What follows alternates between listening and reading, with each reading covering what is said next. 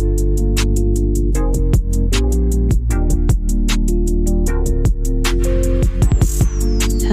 beautiful people. What's good? How are y'all doing?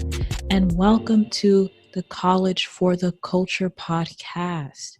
Okay, so today, this is part 2 of our standardized test series. This is the last one because there's only 2 standardized tests. So today we're going to talk about the ACT, or the American College Test. I also took this test.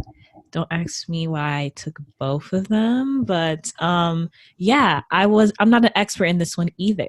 So I have with me again a very beautiful, amazing, melanated guest with me, the wonderful Jessica Bonner Gomez, founder and CEO of Four Other Prizes Consulting, which does tutoring services, especially for SAT and ACT.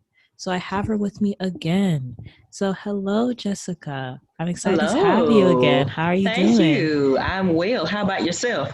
I'm doing good. I'm doing good. Good. So let's dive into these questions about the ACT. So there are 4 sections. I'm doing this section by section again so we can get as much advice as possible. So the first section is the English section. This has 75 questions and you have 45 minutes to do this. So similar to SAT, like a lot of grammar rules are involved, but this is a lot. 75 questions and you have less than an hour. This is what makes it a little challenging, like finishing everything on time while also being in tune with like all the grammar rules and things like that. So how should somebody do well in the ACT English section? Okay. And one thing I will always point out when it comes to anything related to English, writing, any of those tips, the punctuation makes a huge difference. So your knowledge of punctuation makes a huge difference. And specifically, the ACT really will focus on the comma, apostrophe, colon, and semicolon. So with the comma, that is the trickiest punctuation mark out of all of those punctuation marks I just listed. There are approximately 4 or 5 rules that the ACT will test you on when it comes to commas. So I highly recommend going to a website, doing a Google search for comma exercises, not only exercises, but just explanations. Even if you have to watch videos on YouTube, that's fine. If you want to read the rules, Google a website that's going to give you rules that you can read and then see how the sentences are written out, incorporating those particular rules. Then you need to make sure you practice those rules. The more you practice it, the more acclimated you will become with that particular punctuation mark, and even more importantly, the more confident you will become with that punctuation mark, because I've even tutored college level students and graduate level students who are intimidated by the comma. But you don't have to be if you take the time to practice the commas. So you don't have to be intimidated. Like those students, I've dealt with some of them, not all.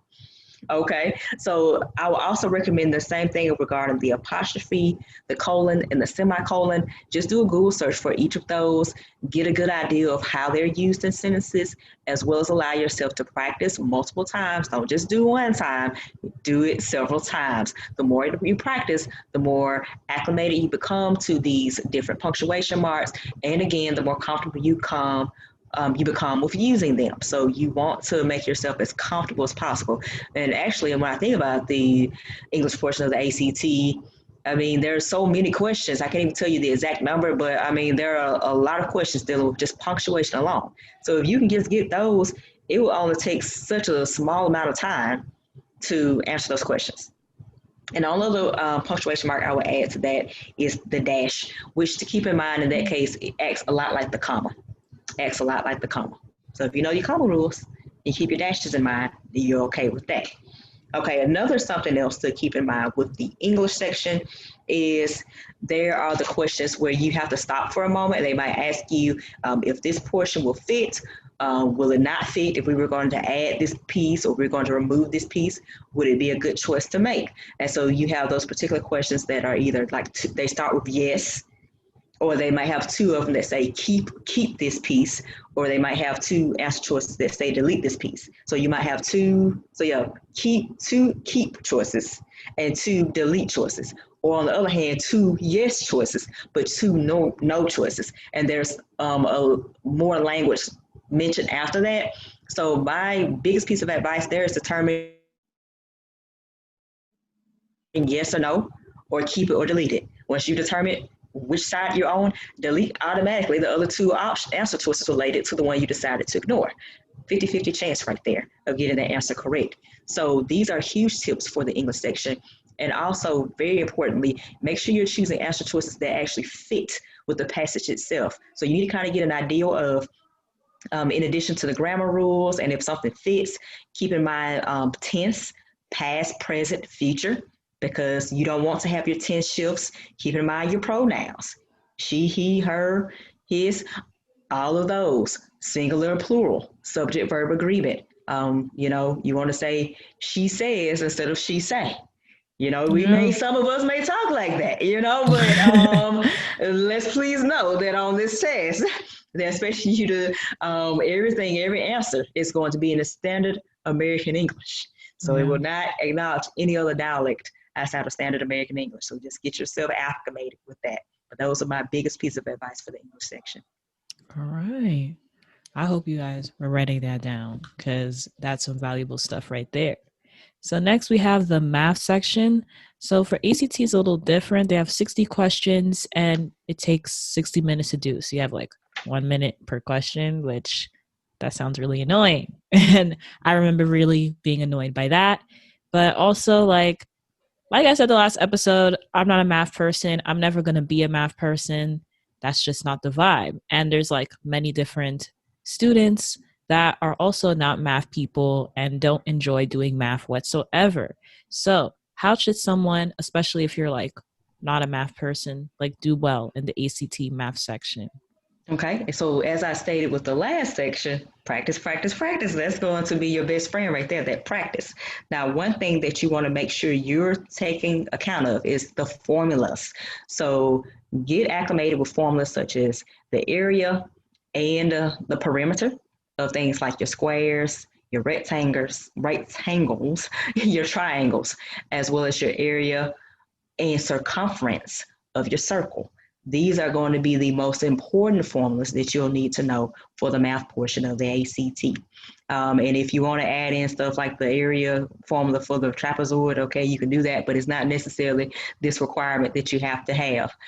Also, I highly recommend the special right triangles. If you know your special right triangles, you are already on good ground when it comes to that test, because there will probably be, out of those 60 questions, potentially 5 to 10 questions that's going to incorporate the special right triangles in some kind of way.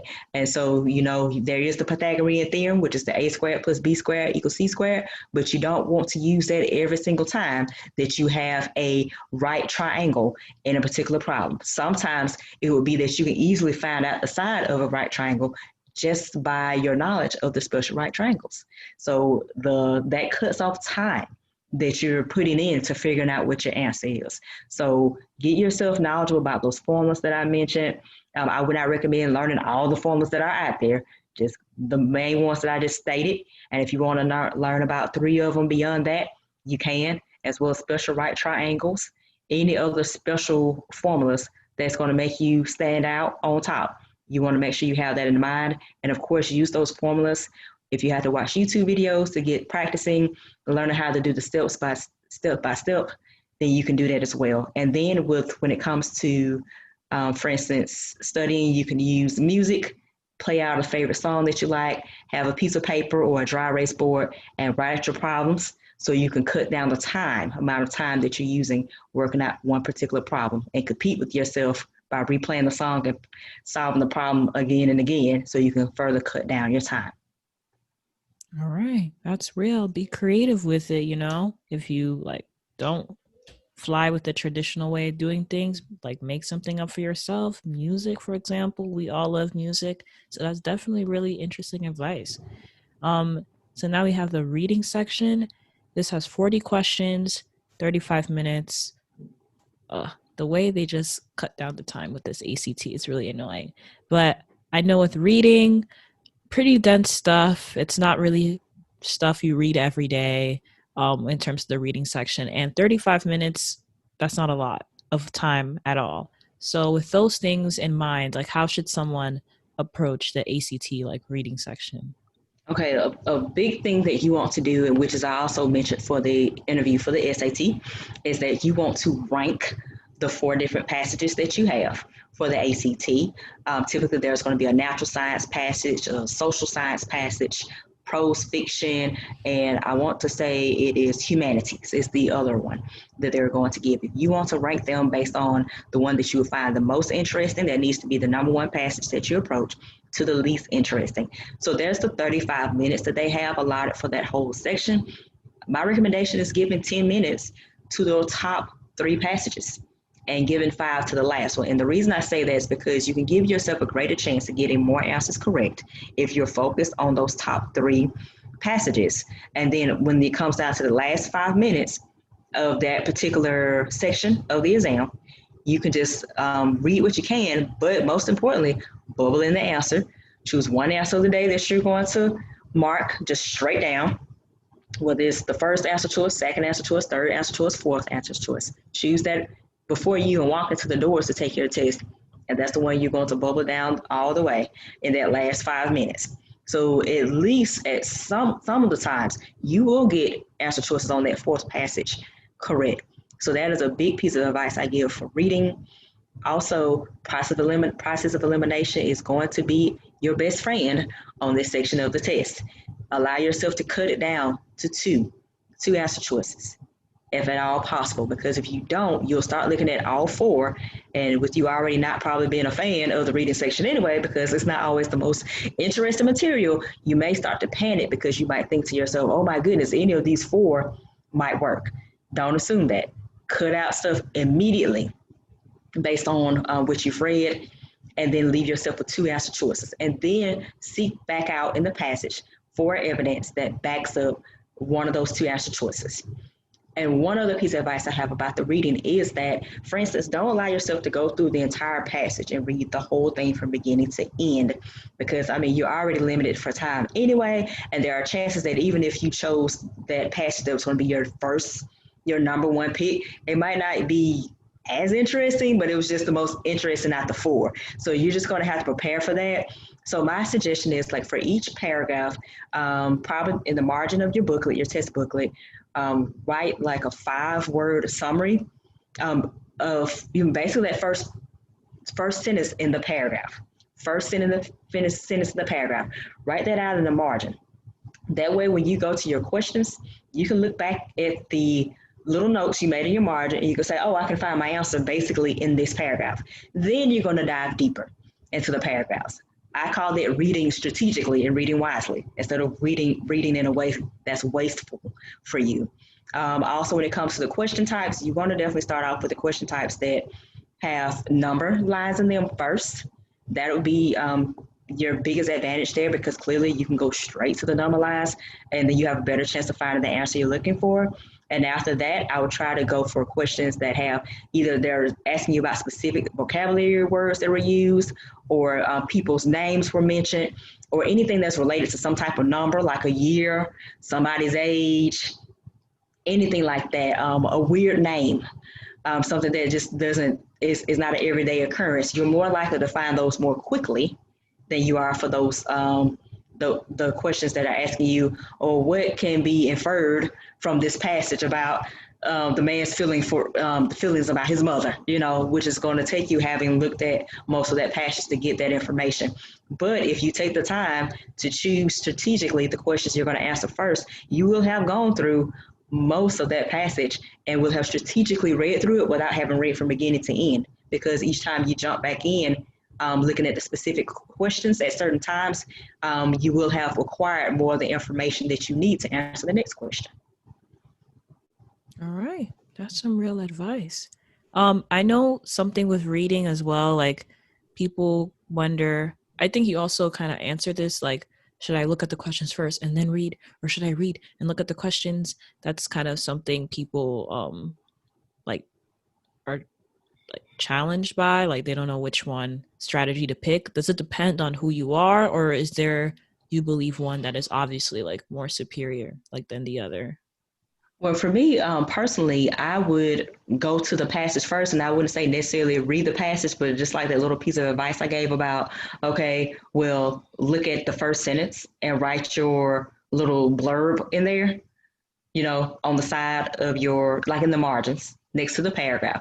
And then I would start looking at questions and then go back to my little blurbs, right, in my margin and find whatever paragraph I need to be looking at and just dive into that. So that was be my piece of advice regarding that. Now, some people, they feel like they fare better when they go ahead and look at questions first and jump into the passage. So really, I do also believe that who you are as a test taker plays a big part in that too. So my biggest piece of advice there is if you have a method that works for you and you feel like it's fared well for you in the past, continue to use that method. Don't switch. All right. That's real. That's real right there. It sounds like it is a mix of both, like going back and forth, which does make Mm-hmm. sense. All right. So now the last section we have is the science section. I really hated this section. And this one is very different from the SAT because the SAT doesn't have a science section, but the science section has 40 questions, takes 35 minutes to complete it.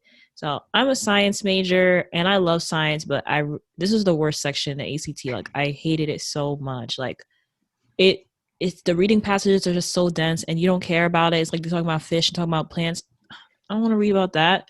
And the questions could be confusing along with the graphs and the charts. And it's just like, I don't even know what this chart is saying. Like, it just becomes not a good time.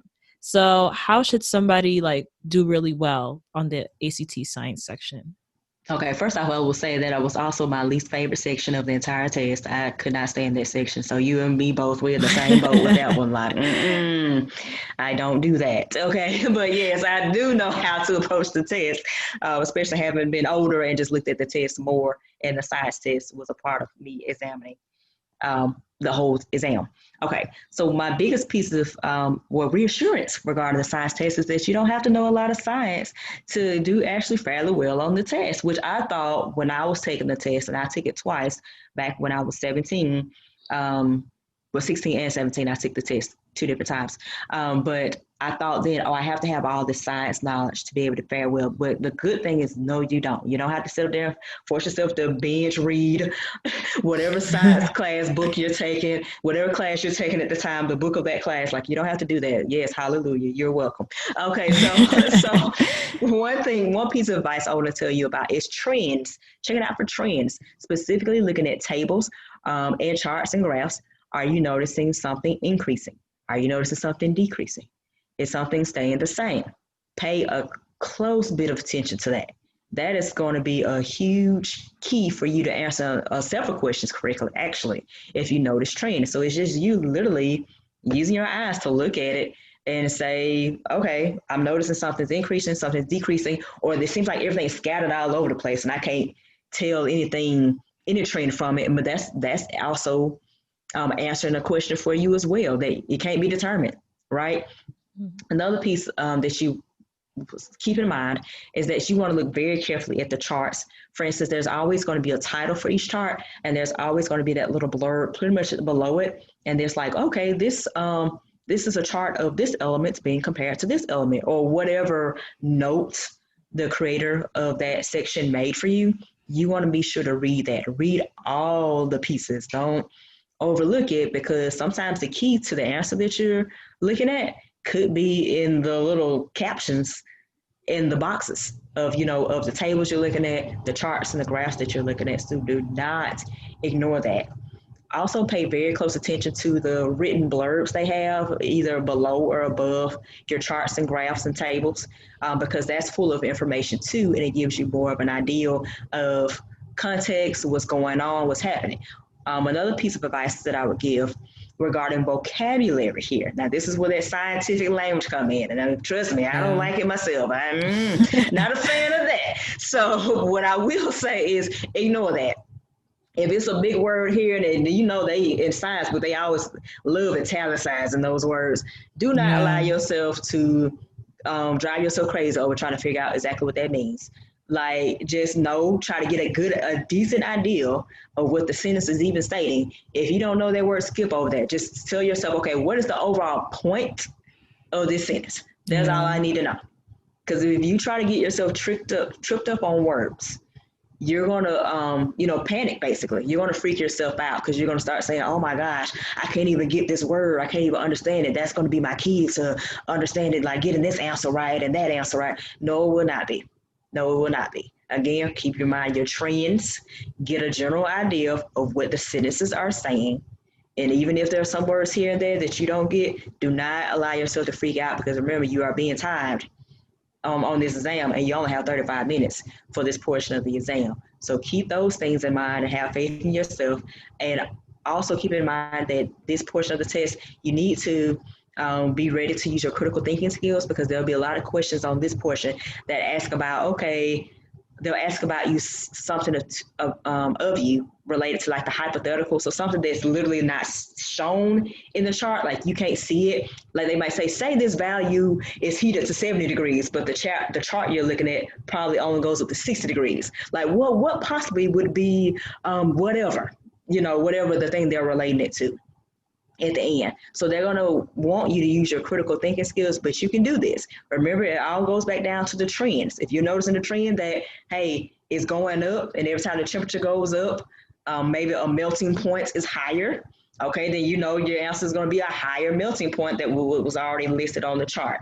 So take your trends and use that even with the questions that you don't even directly see the answer on the chart, but you have your trends there to guide you. All right. Wow. I heard all that when I was taking it. But wow, that's really good advice. I would say, I guess my next question, I I think that ACT, my biggest issue was time. Like all these times that I mentioned is not enough, I think, to finish it, but that's the time you're given, so you have to finish it. So how should somebody in the ACT especially like really pace themselves so that they can get everything done on time? Right. So you can do, for instance, you can just practice working out problems. Time yourself, for instance, to start out working out one problem and whatever section you're practicing with, working that out. See how long that takes you. Stopping to take a moment to look at how long that's taking you and tell yourself, okay, I need to cut that time. Try to work out the problem again and see how quickly you can get it done then. And then try to cut it even more. You can do that. And one of my methods I like to use is with music. For instance, you can write out your problems. Let's put a song on, write out your problems, and see how much time during that length of the song are you able to complete the problems that you're working out. So are you able to complete one problem during the duration of a 3-minute song? Are you able to complete two problems in the duration of a 3-minute song? And so on and so on. And then try to compete with your time. Play the song again. The good positive thing about that is that, you can listen to anything that you want, and it really doesn't matter what it is. You're just writing down concepts multiple times, but you're also telling yourself each time with the song ending, oh, I need to do XYZ to cut my time shorter. So it's a more of a kind of an interesting way to study, but pace yourself at the same time. But if nothing else, keep practicing and work on cutting the time shorter each time. All right. Practice, practice, practice till you get it right. And also resources, just like I asked in the last episode, but for the ACT especially, what what are affordable or even like free resources for someone to start like studying for this test? Yes, so one for my biggest go-to for the ACT is ACT.org. They actually have practice tests on there for all 4 sections, and they give you an ample amount of study questions. Like I was amazed at how many questions you had for free that you can test out, and not only would you have the opportunity to answer those questions and submit them, but they instantly give you pretty much the answers, at the end, and they'll explain to you pretty much like, this is why this is the right answer. So say you went through the practice test and you got something wrong, the explanation there would just lay it out for you why the right answer was the right answer, and you kind of get more acclimated to what's expected, how you're going to answer the question. So that's a great resource. Another resource I recommend is those study guides. For instance, it could be from any publisher. It could be Kaplan, Princeton Review, ACT.org. you can go to a library. Libraries a lot of times have these testing guides. Your local public library a lot of times has them. Don't worry about the year that's on the front of the book. I have an ACT prep book that I use with my students, and I'm telling you, I worked with a student just earlier this year, and she came to me with her 2020 ACT prep book, and I opened it up and I said, "Look, most of this is the same." And she was like, "Oh my goodness, and most of it is the same." I'm telling you, do not get caught up and thinking that just because it says 2020 or 2021 ACT prep, that it's a totally different book from one that was just 1, 2, 3, even 4 years older. Because I still use my book. Trust me. I'm like, when they showed me they changed up the entire test, I'll get me a new book. Okay, so don't yeah. If you think, don't allow yourself to panic and think that you have to run out and get a book if you don't have the resources right now to get that. Go take a trip to the public library and get that. As also, check with your school counselor. School counselor actually is a wealth of information. That person has access to a lot of different resources and can even redirect you to resources that are free for you to utilize. So I gave you, for instance, just two, but the school counselor can most likely give you some that I haven't given you. So please take advantage of your school counselor. You know, like even if it seems scary, just do it because you'll be happy that you did it later on. And you have to know how to talk to your teachers anyway for when you go to college, right? Yeah, that's true. And like for websites also, do you just recommend Khan Academy, or is there other websites maybe people haven't heard of as well that they Okay. could use as well? Yes, Khan Academy is a really good one. Now, for me personally, for math prep help, I love mathisfun.com. That is one of my favorite ones. It's my biggest go-to for when I do math tutoring with students. And it doesn't matter if I'm working with them that they're prepping for the ACT or if they're just doing everyday math that they're doing in school. If you specifically need that help to kind of break it down even more to that lowest level because you don't feel like you're great at math, go there. That's a great, wonderful free resource. And then they also have practice questions that give you immediate feedback for if you got to answer right or wrong and explain and break it down how the problem should be done. So that's a great free resource. YouTube, Google that stuff. Like if you have particular questions on any aspect, there are actually YouTube channels devoted to the different sections of the ACT or just to the ACT. And then within that channel, they'll break down the different sections on the ACT, give you example problems, break it down step by step. So those are additional free resources that you have available to you. All right. That sounds good. I hope you all wrote that down.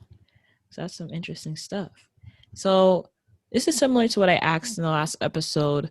But for those just tuning in, I know that like being accountable, like holding yourself accountable to study is really hard, especially if you're not that type of, you don't have discipline like that. Like I know for me, when I was, especially the ACT, because I did not care for this test, I just did 10 questions and I was like, woo, that's it for today. I think I did a lot. So I'm going to take the rest of the night off and watch some Netflix right now. But that's not going to help you pass this test. So how do you like discipline yourself like to actually sit down and study for like an hour, 2 hours, or like even more like at a time?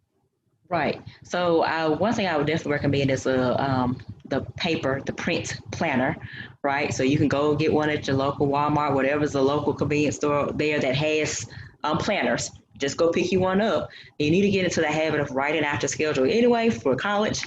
So get into the Yeah. habit of writing out your schedule into your planner and also put specific time, block off a specific amount of time in your planner on whatever day that you're going to do it just for you to study and just tell yourself, no, I'm not going to, I'm not going to like dump my time for studying just to hang out with my friends or just to watch, Netflix all night. Of course, it's okay to watch Netflix, but yeah, I'm just saying you don't want to just dump your whole plan to study so you can do that instead.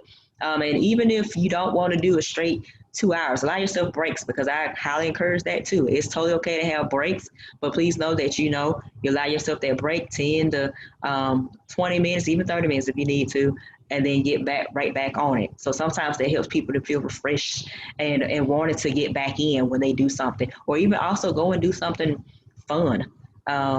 even for a little bit of time, something that just allows you to let off some steam and you feel more refreshed and rejuvenated, and you're more likely to jump back in and get started with your studying again. Yeah, so definitely those are some good means of accountability. And also, yeah, utilize your electronic calendar too, like so your calendar in your phone. So that reminder will pop up for you whenever you need to study to remind you that you need to do it. All right. I wish I knew that too, because I was playing around until the last second.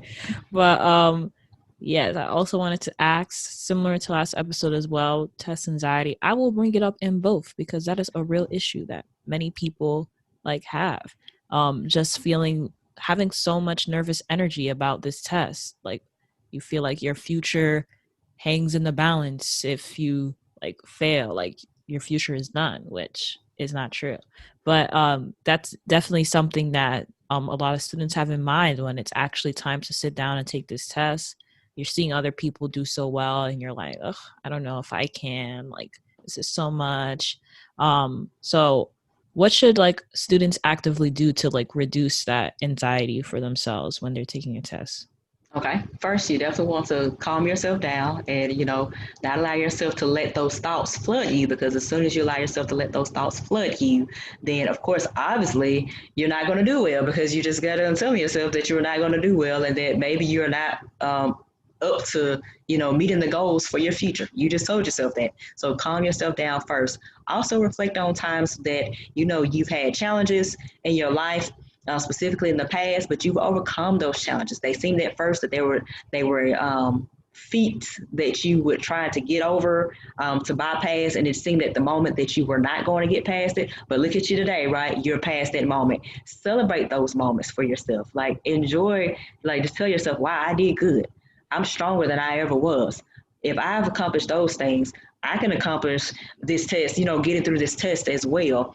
Also celebrate, give yourself small victories. If you, for instance, are started off your practice test and the first time you took your practice test, you didn't score like you wanted to score. But the next time you took your practice test, you got a little higher. And the next time you took it, you got a little higher. Celebrate each of those times that you increase in your score. Even if you have a moment that a portion of your test goes up, let's say science goes up but math goes down or whatever, still celebrate your improvement in science and say, I will just get right back in there and keep practicing so my math can also go up as well. So don't allow yourself to be dissuaded or defeated, worrying about the future. Worry about right now, or actually you don't want to worry yourself, but yeah, concern yourself with right now and tell yourself you can do it. Constantly praise yourself, give yourself pats on the back when you know you've improved, you've gained more knowledge. And obviously, the more you do that, the more confident you're going to feel on test day. And of course, I'm not saying on test day you won't feel nervous, because that is actually very normal. But obviously, you won't have all the anxiety that you've probably started off with at the beginning of this test prep process. Oh, period. That's it. Like, I'm not even going to add anything with that. Um, And something else I wanted to ask, now that we talked about the SAT last time, we're talking about the ACT right now, like um which how does a student know like which test to take? Because I mean, I took both because don't mind me. I just want to take both. But colleges only need one. They don't really need both. So how should a student like how do they know which one to take?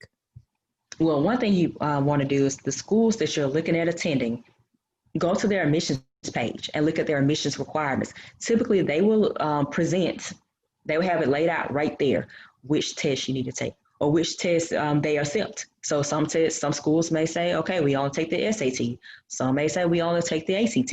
Some say, hey, we take both. So you can determine from whatever school you're trying to go to. Now, I wouldn't say just go and take them, and then it turns out the schools you're trying to apply to only take one of those tests, because obviously you would have wasted your time.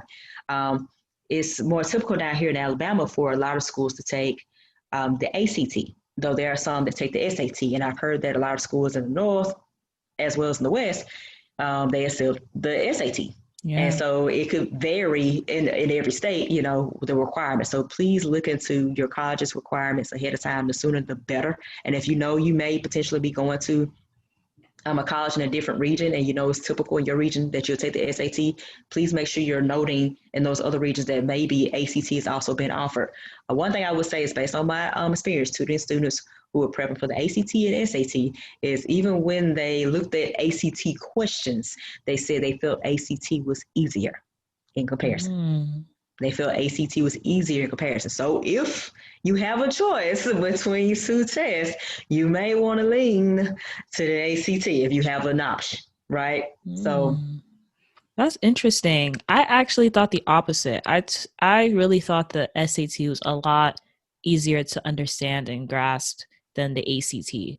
So that's interesting that people think the ACT is easier, but everyone's different though. Don't right, just like follow the mainstream idea. that's Like true. you That's gotta like true. try it out to figure it out Yes. which one like works for you. Yes, I highly Um, recommend that try out the practice questions on both tests. If you're looking at a school that potentially accepts both those exams, look at test questions for both and then ask yourself which one do you see yourself faring better on, and then you can go yeah. from there. Wow. Yeah, that's real right there. And my last question, I wanted to discuss a little bit about regarding testing in general, like the racial achievement gap, because I know statistically, Black and Brown students do worse on standardized testing than like white and Asian students. And I know there's like a lot of different barriers with that, like systematic racism, white supremacy, all those different things that get in the way of us like really doing well on these exams. But what do you, in your perspective, believe these barriers are, and how can Black and brown students like overcome these barriers when it's testing season? Okay, yes. So these tests, as I've researched them and learned about them, I mean, they are actually not made to acknowledge speakers, people who speak anything outside of standard American English. So, for instance, if you have any other dialect outside of that, those exams don't respect that at all.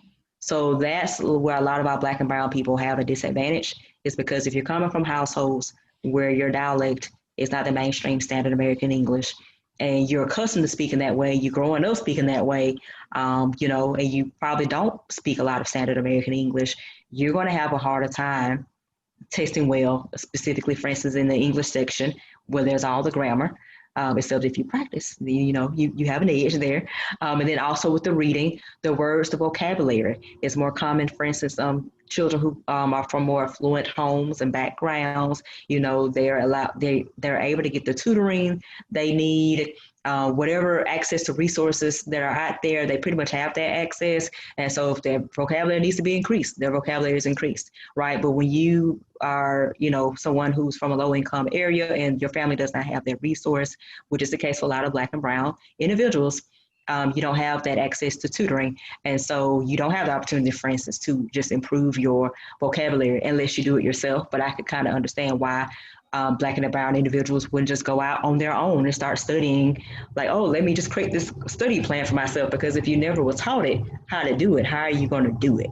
Yeah. You need the resources, you need the guidance to do it. So that is a huge barrier for Black and brown individuals. Now, my biggest piece of advice is like what I said earlier in the interview. It's like if you can Google stuff online, if you can go to the library and pull some books and check out those resources, obviously free resources, and practice, practice, practice, obviously you increase your chances of doing well on the exam, because pretty much what those same students have done, I mean, no kid, no matter what environment they came from, were born just already knowing everything that you're going to have on this exam. Yeah. Not a single one. They Yeah. had to have someone to teach them.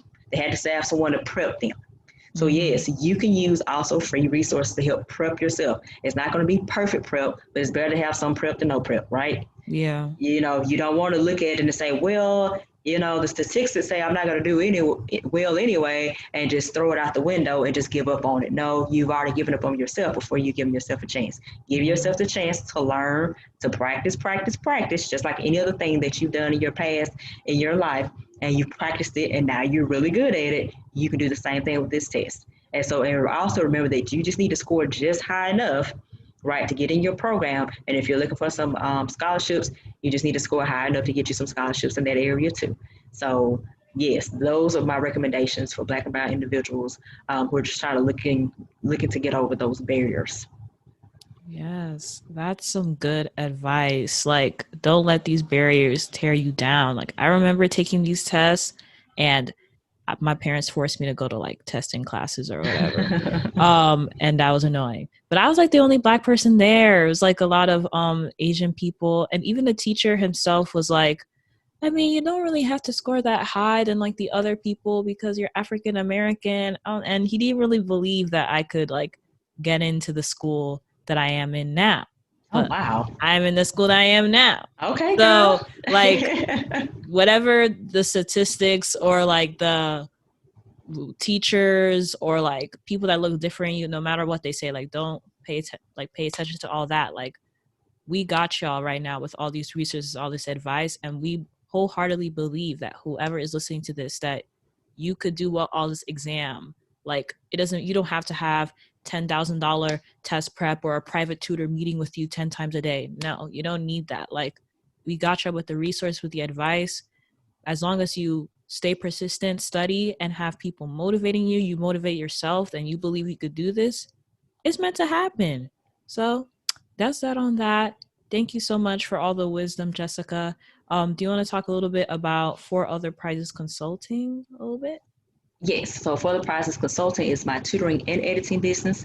And so the tutoring specialties include reading, English, math up into pre-calculus, ACT, SAT, ASVAB, GRE, and GED prep.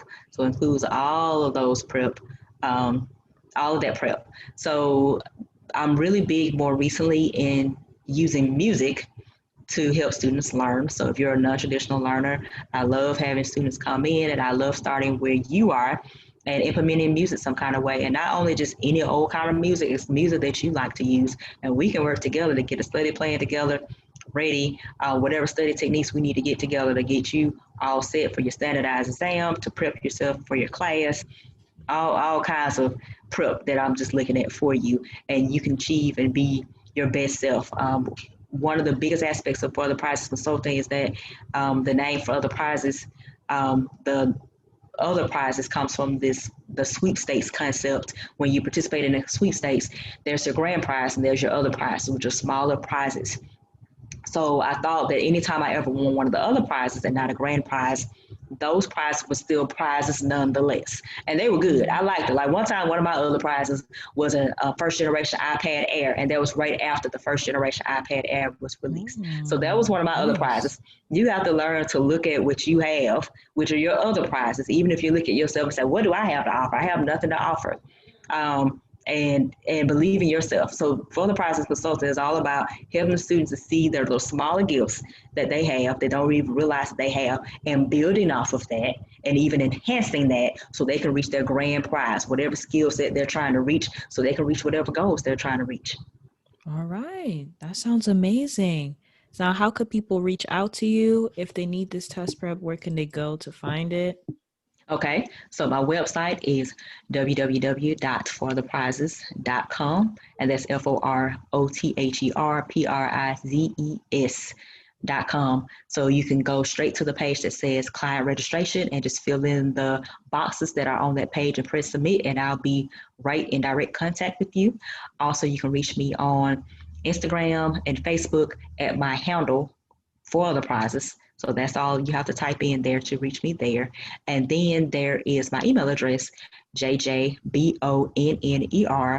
at forotherprizes.com. All right. You guys need to go follow her, reach out to her right now because she has all the wisdom you need. Okay. So thank you so much, Jessica, for talking with me these past two episodes. It has been amazing. And I hope a lot of people benefit from this. But yeah, thank you Well, so thank you so much. much, Rachel, for having me. I love what you're doing with this podcast, and I'm hoping a lot of young people will come out, listen to it, get their advice. Because y'all hanging out with somebody good over here now. Y'all need to come over and listen now. Pay attention. She bringing the good here. All right. Thank you so much. All right, y'all. So that was the end of my talk with Jessica.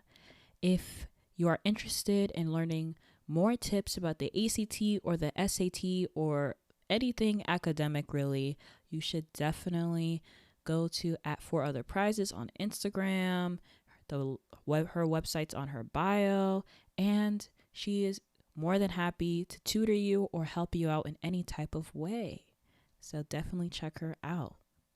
So now it's time for the culture shout out.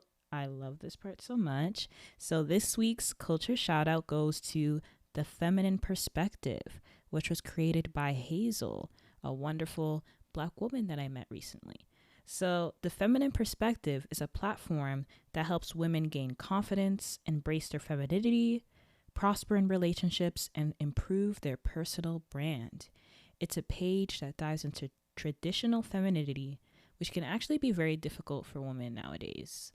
I know it is for me sometimes, but the page got you with that. And if femininity is not your thing, that's totally fine. It's still a great place to learn how to develop self-confidence and self-love. And it goes into many different aspects of life like health, finances, and self-care. So if you're interested in tapping into your femininity, or you just want advice on how to be more confident, then head over to at the.feminine.perspective on Instagram and give it a follow. Tell her I sent you. Okay? I know confidence is really hard nowadays to develop, but you could never go wrong with some tips and advice. So definitely check her out.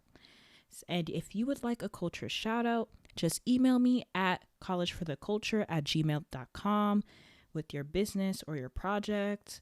And also you could DM me and you could be featured next time on the podcast. So if you got any thoughts on this episode or ideas on what I should talk about next, hit me up on our Instagram at College for the Culture. Remember, we're still in a pandemic. Please wear your mask. Please. And social distance as much as possible, as it not only helps yourself, but other people. Also, for all my people in New York, early voting has started by the time this is released. So vote, please. And even if you're not in New York, voting has started some way, shape, or form. So just make a plan on how you're going to vote, whether you want to vote early, November 3rd, and make your voice heard. It may not be a lot, but a little goes a long way. And it does make a big difference. And a lot of things are going on in the world right now, with the End SARS movement, Congo, Guinea, Zimbabwe, even here in America, just a lot of different things. Of course, take care of yourself, but also stay informed and learn how you could help in all these movements that are happening all around the world. Yes. So also, if you want to talk about your college situation and how I can possibly help, I'm happy to help you. Then email me once again at collegefortheculture@gmail.com or hit us up on our Instagram at collegefortheculture for a free consultation. And yes, that's all I have for today. I'll see you all soon. Thank you so much for tuning in. I hope you have a great week, great morning, noon, night, wherever you are in the world, and that you take care of yourselves. God bless you all, and I'll see you next time. Bye.